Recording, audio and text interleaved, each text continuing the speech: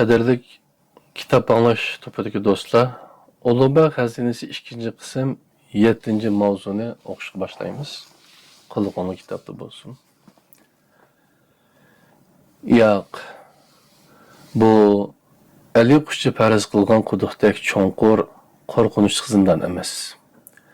Balki uzunligi 3-4 qadam, kengligi 2,5 qadam keladigan o'ngkurtak qorong'u bir uy edi. Akşam Ali Qushchini elib kelib qamab qo'yganda, bu qapqarong'u kamera onunğa go'rdek qo'rqinchli tuyulib, yuragi og'ziga ketlishib qolgan edi. Bir hazadan keyin u asta-asta as-hushini yig'ib, qamoqxonani bir aylanib chiqdi. Ali Qushchi ömrida zindonni ko'rib boqmagan bo'lsa-mu, uning naqadar dahshatli bo'lganligi to'g'risida bir-biridan vahimalik gap so'zlarni ko'p anglagan edi. Herhalde bu qamoqxonaga shukr qilsa bo'ladi. Bu qamoqxonaning eng yomon yeri o saray atxonasiga yandash bo'lsa kerak, dimog'ni yarg'udek bir xil sesiq puroq urib turadi. Ve o'ng'ul-do'ng'ul taş tamdan aptab o'tmagachga nihoyatda sovuq ham zay edi. Lekin nima chora? Uni ko'k sarayga ilgirgidek Mirza Ulug'bekning mo'l ziyofatlariga, shoirlar va olimlar orasida bo'lib turadigan ko'ngillik suhbatlarga emas, tamamen boshqa joyga, boshqa muddao bilan elib kelishdi.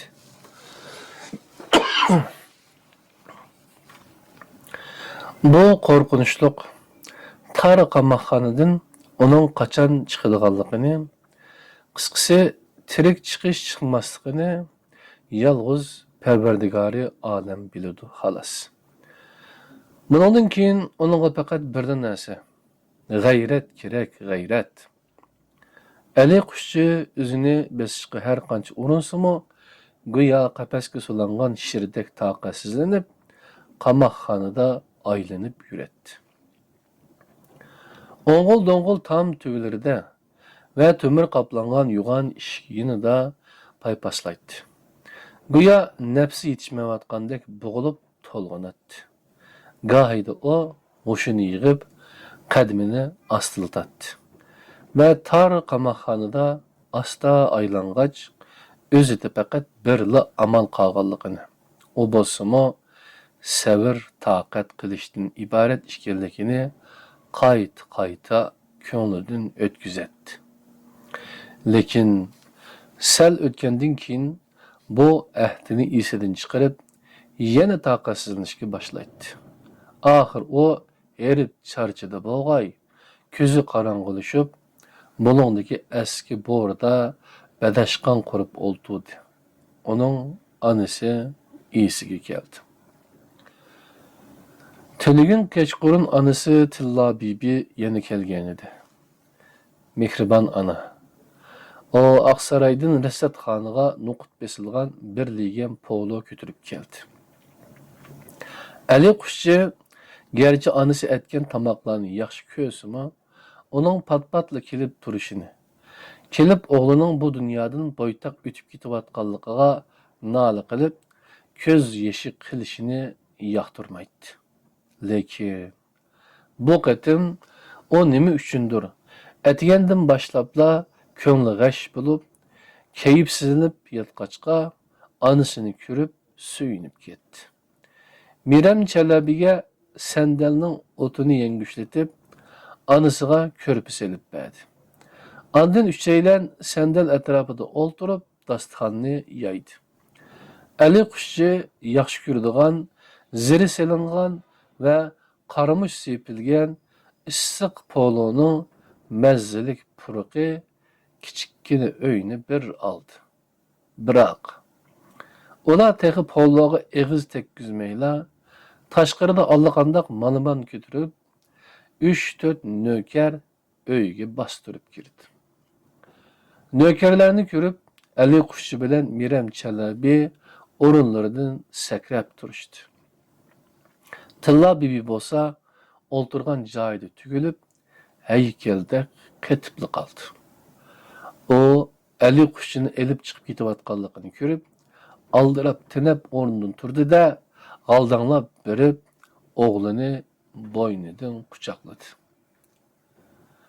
Anasının yum-yum yığılışı, nursiz ko'zlaridan taramlab oqqan yosh tomchilari esiga tushgan Ali qushchining butun a'zoyi badani sirqirab, asta ingrab tashladi.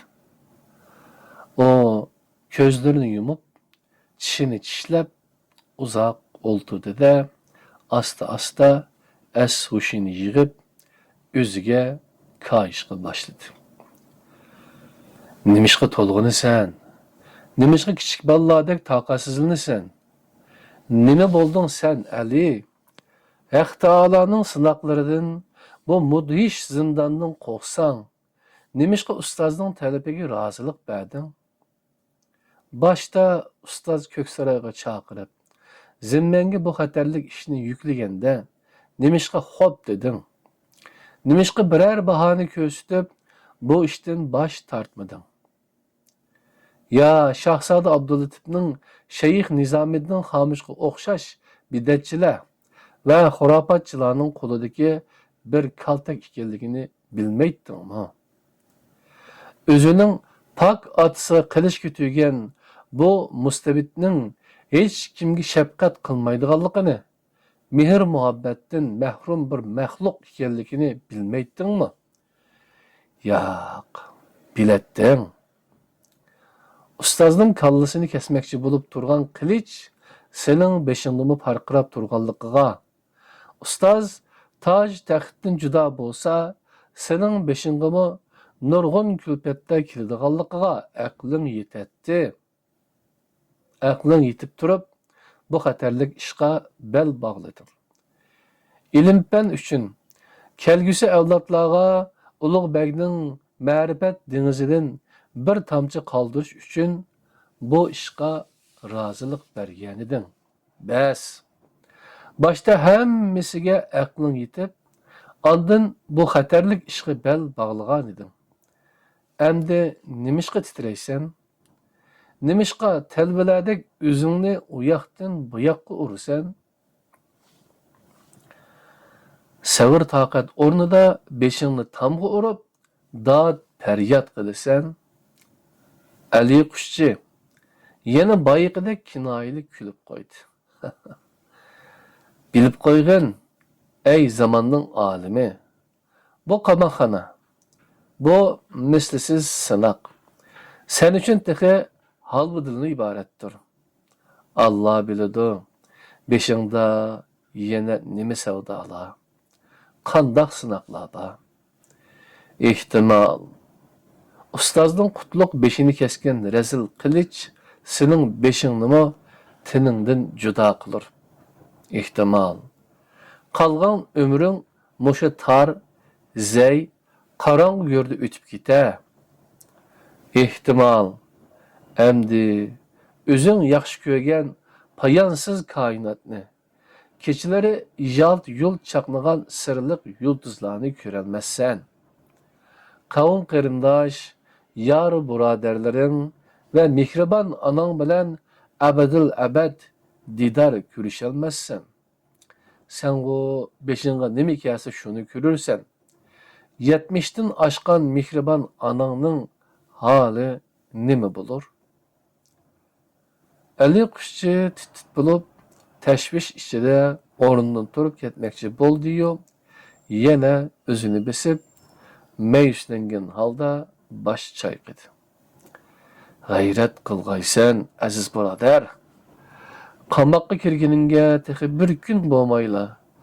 Buncha bola taqatsizlab ketsang, keyin qanday qilasan? Beshingga buningdanmi qattiq musibat, buningdanmi yomon savdolar tushsa, qanday holatga tushib qolasan, azizim? Ya Parvardigor, ojiz bandangni bu saxta dunyodan o'z rahmatingga chaqirg'aysan. Va lekin yulduzlar bilan to'lgan bu koinotni ko'rish va kuzatish Felek sırlarını eçiş bəxtidən məhrum qılmağaysan. Rəsəd xanını əsliş biləlla Əli Quşçunun göz aldığa yenə ustazı kelib, köngli səl yorğandək buldu. Ustaz hakimiyet işleridən zirikkan yoki köngli qandaqdır g'am əndişəyə tolğan çağlarda daim Rəsəd xanıga kelətdi və qoluğa əsbablarını elib osmonga tikilginicha tong atquzatdi. Gahida yulduzlarni kuzatish yoki kitob o'qishdan charchasa, suyimlik tamburini oladi. Ustoz tambur chalishda tangdoshsiz edi. U ko'rsatkich barmog'iga oltin naxunni taqab, ko'zlarini yumib, tamburni asta chekkanda kishining qalbini sap va kuz optipidek yiqimliq bir tuyg'u band qilib oladi. Nima uchundir odamning yig'lag'isi keladi. Lekin ko'zdan oqqan bu yosh yurakni azmay, aksicha barliq g'am, andisha, barliq dard, alam va dog' hasratni qo'g'lab tashlaydi. Uning naxun taqagan barmaqi ostidan chiqayotgan bu muңliq kuy, tasvirlash qiyin bo'lgan bu cho'nqur muң kishini pok, yaxshi ham mehribon bo'lishga undaydi. Tamburni chelib bo'lib, ustoz o'zimi kirpiklarida yaltiragan yosh tomchilarini surtgach, kuydigan qaltis nasida deb qo'yadi. Gahida bu fani olamga kelganimga pushaymon qilaman. Ömer Hayyam Hazretleri aytgandek, bu dunyoga nima uchun keldim? Nima uchun ketaman degan xiyollarda bo'lib, o'rtanib ketaman. Va lekin chargohni birda anglasam, baricha g'am g'ussadan qutulib, xuddi tunugin tug'ilgandek pok bo'lib ketaman. Darhaqiqat, bu dunyoga kelib, inson bolasi yaratgan mushu bir kuyni anglab olib, andin olamdan o'tmakning o'zimi bir baxt saodat emasmi, o'g'lim Ali? Ne chora? Tangdoshsiz qobiliyat egisi bo'lgan mushundaq zot bu baxti qora elde sig'madi, ne chora? Ali Quşchi ostidagi bo'ridan ma'sisining ichiga allaqandoq qurt qo'ng'izlar kirib olib, qimirlayotganligini sezib, o'rnidan turib ketdi. Buningsizmi qamoqxonaning sesiq poroqi, zayliki va sovuqligi yetmasmidi? Endi burga yu qo'ng'izlarga yem bo'lish qoldimi? Ali Quşchi hem tong atdi degan faraz bilan hem o'ziga taskin berish niyatida tahorat suyi so'rab eshikni qoqdi. Lekin hech kim javob bermagachga, u qo'llarini to'pig'i milab tayammum qilgan bo'ldi-da, chapanini yerga solib namoz o'qidi. Namozdan keyin yana xiyol dengiziga g'arq bo'ldi. Aradan qancha vaqt o'tdi? Bunisi noma'lum. Tong otdimi yoki uningga shundoq tuyuldimi? Tong otqizish agar mushundoq qiyin bo'lsa, umr rivoyat qamoqqa mahkum qilingan bandalar qandoqmi bardoshlik bergandi ha? Vaqt o'tyotamdi yoki to'xtab qoldimi? Buni bilib bo'lmaydi. Har bir minut shundoq osta o'tadiki, uning nazarida xuddi tabiatning asli qonuniyati buzilgandek. Kunning chiqishi va petishi, qorong'u tunning yorug' kun bilan almishishi to'xtab qolgandek. Butun mavjudot harakatdan to'xtab, o'z joyida qetib qolgandek qiladi. O kecha bilan kunduzning farqini faqat bir narsadan, ya'ni kechasi tam teshiklardan chiqadigan qo'ng'iz ve bürgülerinin köpeyişi, kündüzleri azip qilishidin biletti.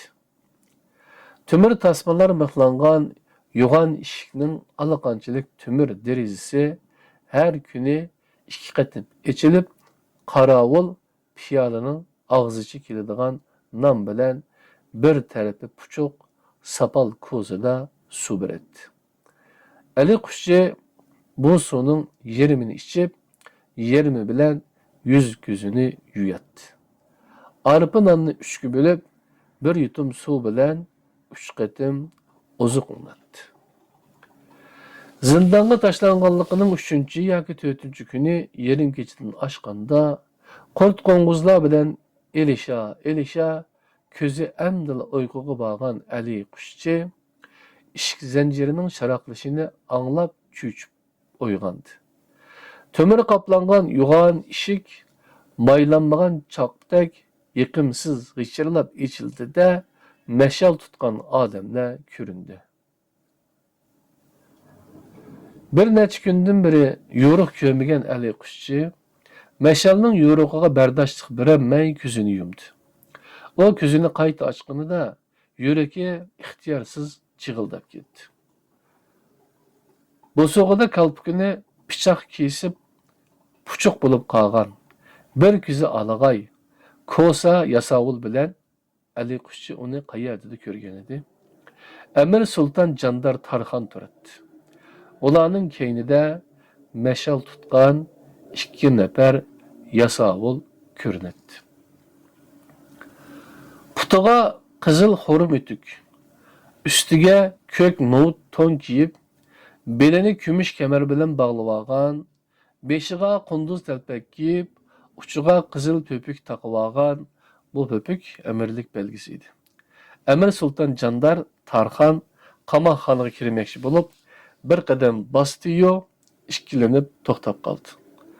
O quyuq qoshlari ostiga yushiringan sal qisiq ko'zlarini Ali Qushchiga sinash nazari bilan tikib, Ali Qushchining irodasining qaytmaganligini bilmoqchi bo'ldi.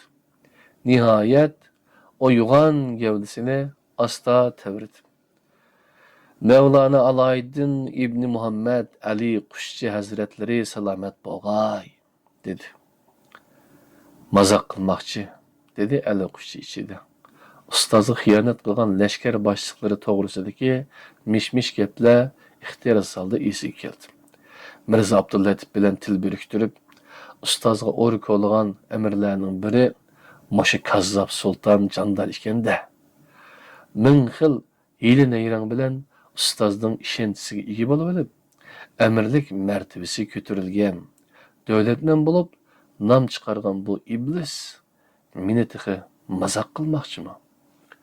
Ali Qushchi shu topda o'zining ajal bilan o'ynashayotganligini bilsimi, o'zini tutolmay qoldi.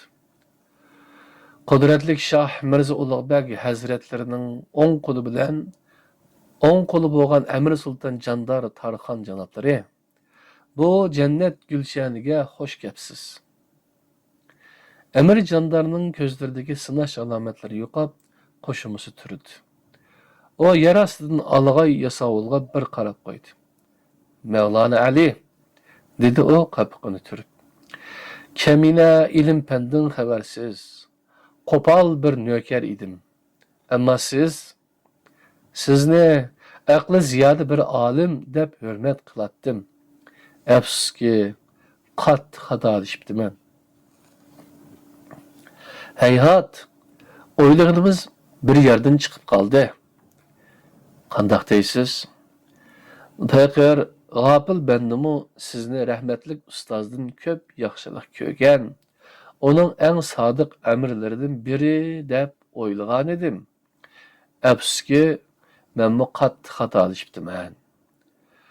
Amir Sulton Jandar bir qadam oldiga mangdi. Uning uyqusizlikdan qisilgan ko'zlarida hayronlikqa o'xshash bir narsa aks etdi.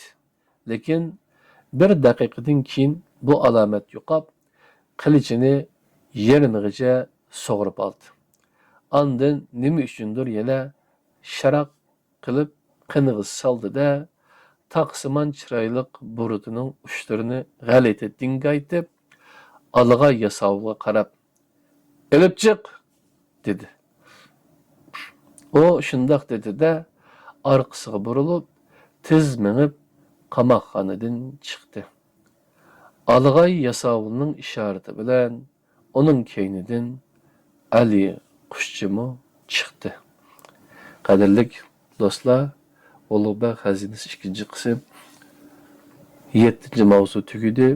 8-mavzuda ko'rishimiz. Rahmat, tinchliginglar uchun.